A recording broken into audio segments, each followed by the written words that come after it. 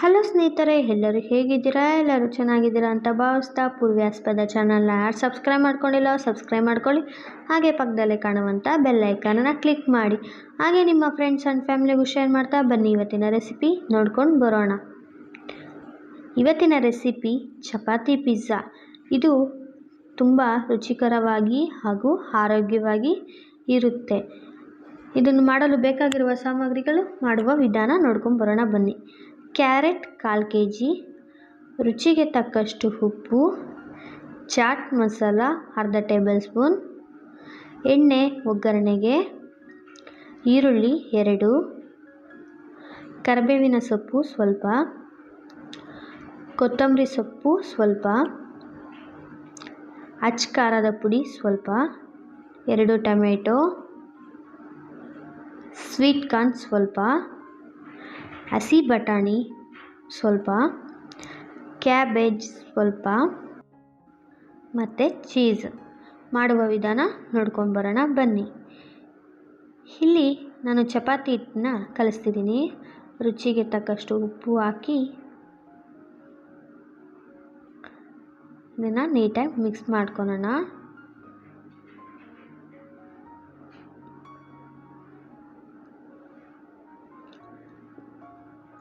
ಸ್ವಲ್ಪ ನೀರು ಹಾಕ್ಕೊಂಡು ಇದನ್ನು ಚಪಾತಿ ಹಿಟ್ಟಿನ ಅದಕ್ಕೆ ಕಲಿಸ್ಕೊಬೇಕು. ನೋಡ್ಕೊಂಡು ಕಲಿಸ್ಕೊಳ್ಳಿ. ಚಪಾತಿ ಹಿಟ್ಟು ಅದಕ್ಕೆ ಸ್ವಲ್ಪ ನೀರು ಹಾಕ್ಕೊಂಡು ಈಗ ಚಪಾತಿ ಹಿಟ್ಟ ಅದಕ್ಕೆ ಕಲಿಸಿದ್ದೀನಿ. ಇದನ್ನು ಚೆನ್ನಾಗಿ ನಾದ್ಕೊಬೇಕು. ನಾದ್ಕೊಂಡಷ್ಟು ಚಪಾತಿ ಸ್ಮೂತಾಗಿ ಬರುತ್ತೆ. ಇಷ್ಟರಲ್ಲಿ ಪಲ್ಯ ರೆಡಿ ಮಾಡ್ಕೊಂಬರೋಣ. ಒಗ್ಗರಣೆಗೆ ಎಣ್ಣೆ, ಈರುಳ್ಳಿ ಸಣ್ಣಗೆ ಹಚ್ಚಿಟ್ಕೊಂಡಿದ್ರಲ್ವ ಅದು,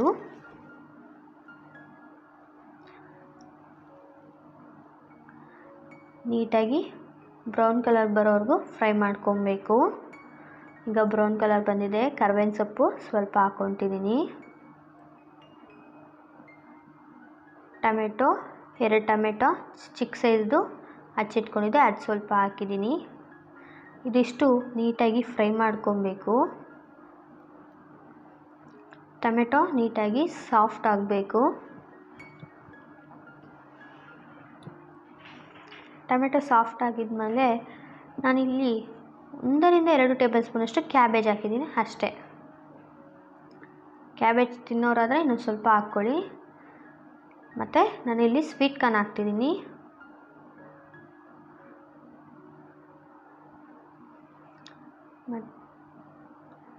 ಮತ್ತು ಹಸಿ ಬಟಾಣಿ. ಇದಕ್ಕೆ ಕ್ಯಾಪ್ಸಿಕಮ್ಮು ಬೇಕಾದರೆ ಆ್ಯಡ್ ಮಾಡ್ಕೊಬೋದು, ಚೆನ್ನಾಗಿರುತ್ತೆ. ಇದಿಷ್ಟನ್ನು ನೀಟಾಗಿ ಮಿಕ್ಸ್ ಮಾಡ್ಕೊಳ್ಳೋಣ.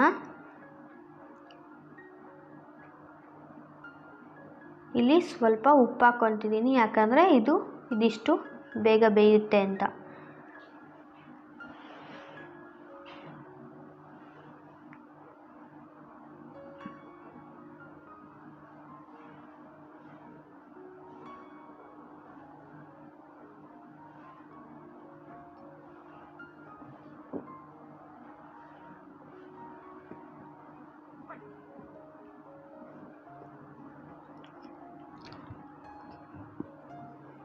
ಇದು ನೀಟಾಗಿ ಸಾಫ್ಟ್ ಆಗಬೇಕು, ಚೆನ್ನಾಗಿ ಬೇಯಬೇಕು. ಇದು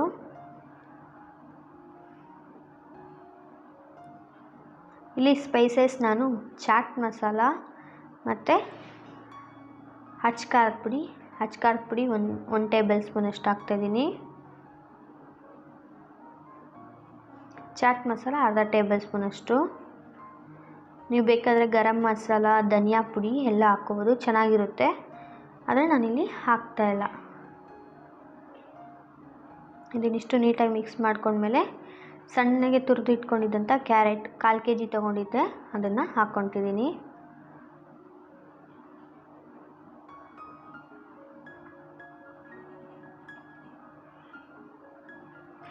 ಇದಿಷ್ಟು ನೀಟಾಗಿ ಮಿಕ್ಸ್ ಮಾಡ್ಕೊಬೇಕು.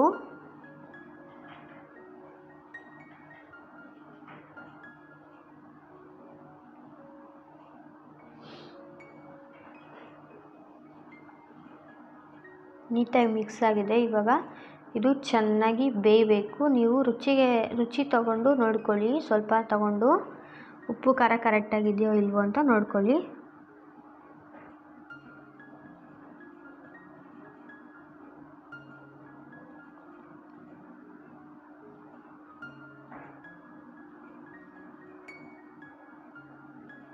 ಪಲ್ಯ ರೆಡಿಯಾಗಿದೆ. ಇವಾಗ ಚಪಾತಿ ಮಾಡ್ಕೊಳ್ಳೋಣ.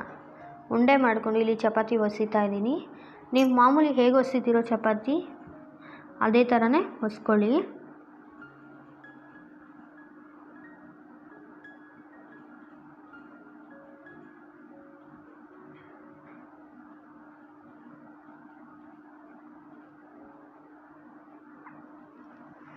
ಬಟ್ ಅದೇ ಗುಂಡಿಗೆ ಬರಬೇಕಷ್ಟೆ.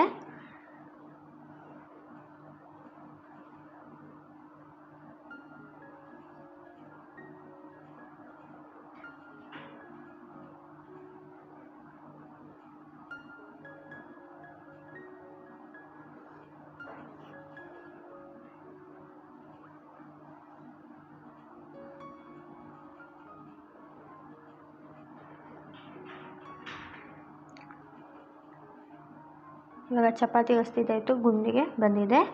ಇವಾಗ ಒಂದು ಪ್ಲೇಟಿಗೆ ಟೊಮೆಟೊ ಸಾಸ್ ಹಾಕ್ತಿದ್ದೀನಿ ನಾನು. ಅದನ್ನು ಒಂದು ಚಪಾತಿಗೆ ನೀಟಾಗಿ ಇದು ಮಾಡ್ಕೋಬೇಕು.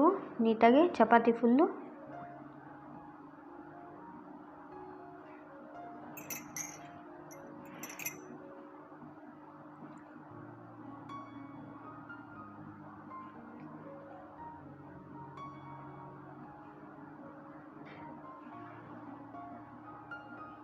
ನಾವು ಪಲ್ಯ ರೆಡಿ ಮಾಡಿ ಇಟ್ಕೊಂಡಿದ್ರಲ್ವ ಅದನ್ನು ಹಾಕ್ತಿದ್ದೀನಿ. ಒಂದು ಸೈಡ್ ಹಾಕಿ ಇನ್ನೊಂದು ಸೈಡು ನಾವು ಫೋಲ್ಡ್ ಮಾಡೋದ್ರಿಂದ ಅವಶ್ಯಕತೆ ಇಲ್ಲ, ಒಂದು ಸೈಡ್ ಹಾಕಿ ಸಾಕು.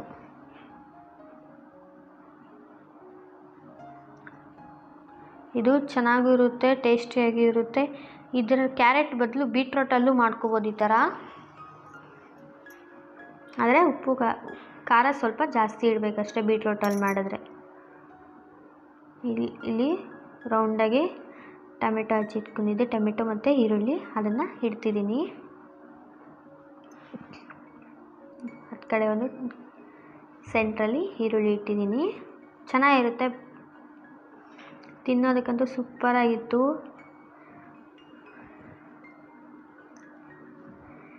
ಇವಾಗ ಕೊತ್ತಂಬರಿ ಸೊಪ್ಪು ಸ್ವಲ್ಪ ಹಾಕ್ತಿದ್ದೀನಿ.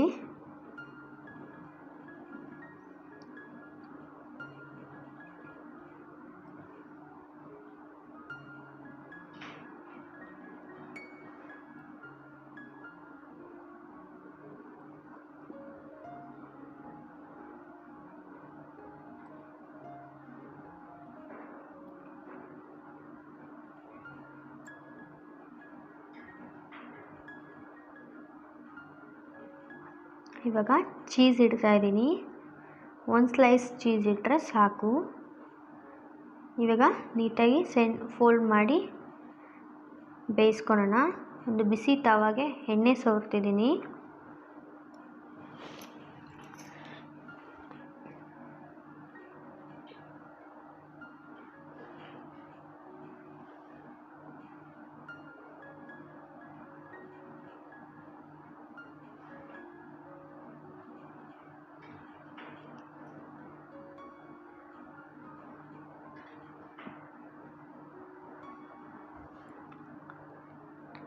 ಇವಾಗ ಚಪಾತಿ ಪಿಜ್ಜಾನ ತವಾ ಮೇಲೆ ಇಡ್ತಾ ಇದ್ದೀನಿ.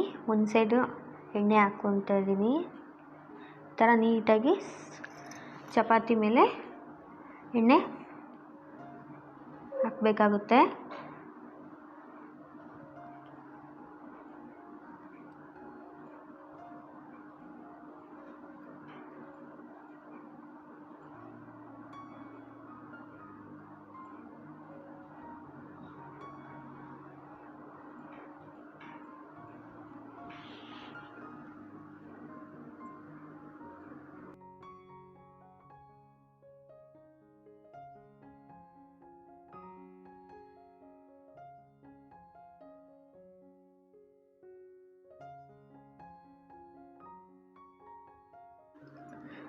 ಇವಾಗ ಒಂದು ಸೈಡ್ ಬೆಂದಿದೆ, ಸ್ವಲ್ಪ ಬೇಯಿಸ್ಕೊಂಡಿದ್ದೀನಿ.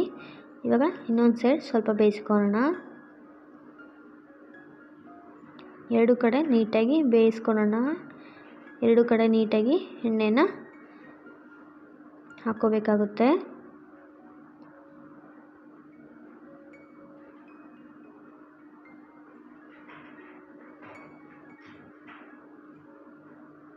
ಚೀಸ್ ಎಲ್ಲ ಮೆಲ್ಟ್ ಆಗ್ತಾ ಇದೆ.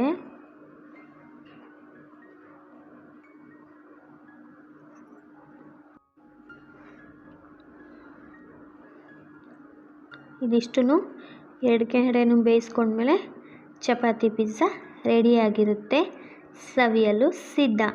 ಇನ್ನೂ ಯಾರು ನಮ್ಮ ಚಾನಲ್ನ ಸಬ್ಸ್ಕ್ರೈಬ್ ಮಾಡ್ಕೊಂಡಿಲ್ಲೋ ಸಬ್ಸ್ಕ್ರೈಬ್ ಮಾಡ್ಕೊಳ್ಳಿ. ಹಾಗೆ ಪಕ್ಕದಲ್ಲೇ ಕಾಣುವಂಥ ಬೆಲ್ ಐಕನನ್ನು ಕ್ಲಿಕ್ ಮಾಡಿ. ಮತ್ತೆ ಸಿಗೋಣ ಹೊಸ ರೆಸಿಪಿಯೊಂದಿಗೆ. ಅಲ್ಲಿವರೆಗೂ ಧನ್ಯವಾದಗಳು.